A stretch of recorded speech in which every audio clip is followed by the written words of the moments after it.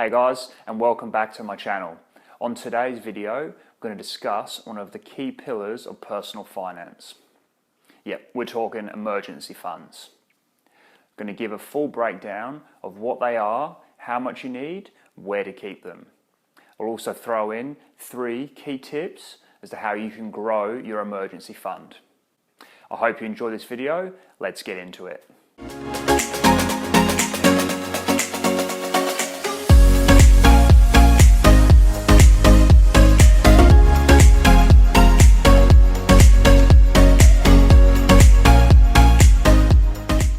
An emergency fund is a pot of money that you have saved up that, should an emergency arise, will have you covered for all of your living expenses for a set period of time.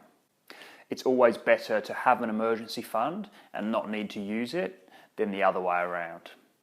What is classed as an emergency?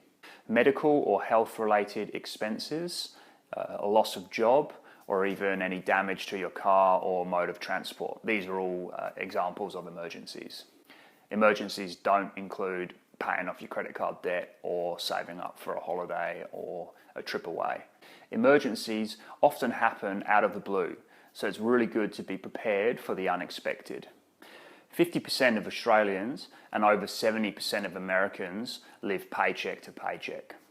So if you're in this category and you get hit with a $2,000 bill to repair your car, or you lose your job, or even worse, you have a medical emergency, and you don't have an emergency fund to bail you out, then you're likely to use a credit card or take a personal loan to cover this financial cost. This will likely put you into a very difficult financial situation.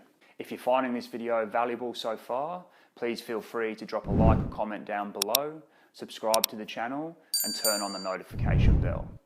Any support you can give this channel is really appreciated. Another good reason to have an emergency fund is that you are taking control of your situation. You're not relying on other people to bail you out, like the government or insurance companies. An emergency fund can also help relieve stress or worry, knowing that you have that sum of money there that covers you in the event of an emergency occurring. How much money do I need in my emergency fund? This is usually done on a case-by-case basis and is dependent on your personal budget and expenses. Ideally, the goal is to have anywhere between 3 and 6 months worth of living expenses saved up in your emergency fund.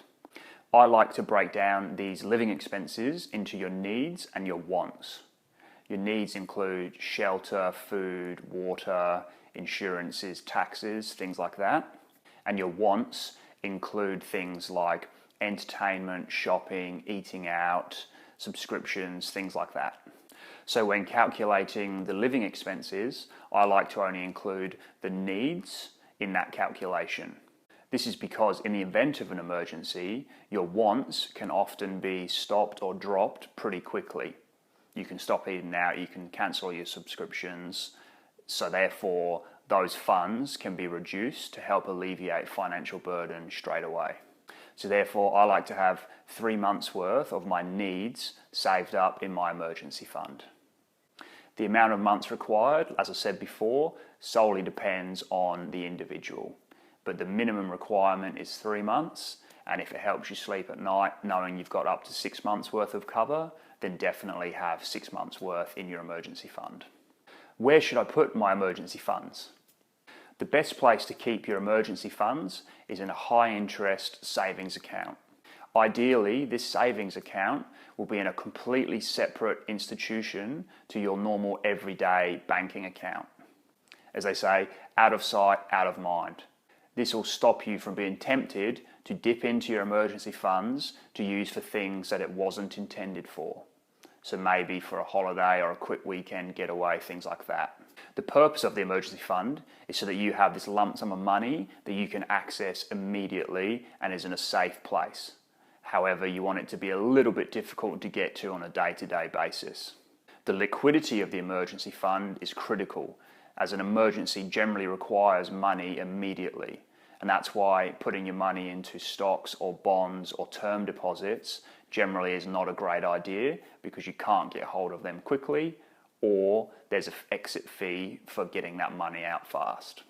The reason we need a high interest rate savings account is because, as I've mentioned in my video up here, inflation occurs at roughly about 2% per year. So ideally, we're looking for our savings account or emergency fund to be an account that matches or beats that rate of inflation. Otherwise, our funds are being devalued every year. Given the current economic climate, it's not possible to get a savings account that pays more than 2% interest. So you need to try and get the highest one you possibly can. A quick tip here is to make sure this interest account doesn't have any of the strings attached to it, so that once you've saved up your emergency fund, if you stop putting money in, a lot of interest accounts then don't give you your bonus interest anymore, and the interest account drops to like 0.1%. So really read the fine print on the interest payments on the saving account. Some people might want to invest their emergency fund into blue chip stocks. These are solid companies that have a long history of performing well in even downturns in the markets. This is their way of hedging against inflation. I personally don't recommend this, as you want the emergency fund to be 100% guaranteed, and every time you invest, there is a risk that you could lose all of your money or a significant decrease in its value. I would much rather just write off the lump sum of my emergency fund, knowing that it's there, matching the rate of inflation or pretty close to it, and I know 100% it's going to be there for when I need it, rather than having it in the stock market where its value could fluctuate significantly.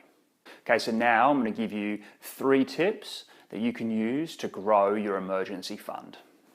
The first tip, use auto roundup apps. These banking apps let you link your credit card or debit card to your spending account, and every time you go and buy a coffee for $4.50, it'll use that additional 50 cents and put it straight into your savings account. This way you can go about your daily living and spending and know that your bank account is helping you boost your savings. This is a great way to boost your emergency fund savings account without even realizing it. The second tip is to hide your credit or debit cards. If you do this and then only use cash for all of your day-to-day activities, you'll be amazed at how much money you save. This is also called the cash envelope system. What tends to happen is, as you see the cash leaving your wallet, you then are a lot more aware of what you're spending and tend to spend a little bit less than what you would using a debit or credit card. So this is a great way to cut your expenses down and therefore have extra money left over to put towards your emergency fund. The third tip is to smash down your debt. You can get after it using the snowball or the avalanche method, whichever one suits you best. If you can smash down this debt, that'll give you more funds left over to grow your emergency fund. I hope you guys enjoyed this video on emergency funds. If you've already got your emergency funds saved up and you're looking to invest, check out this video up here on finding a brokerage account that suits your investing style. Thanks for watching this video. I look forward to seeing you next time.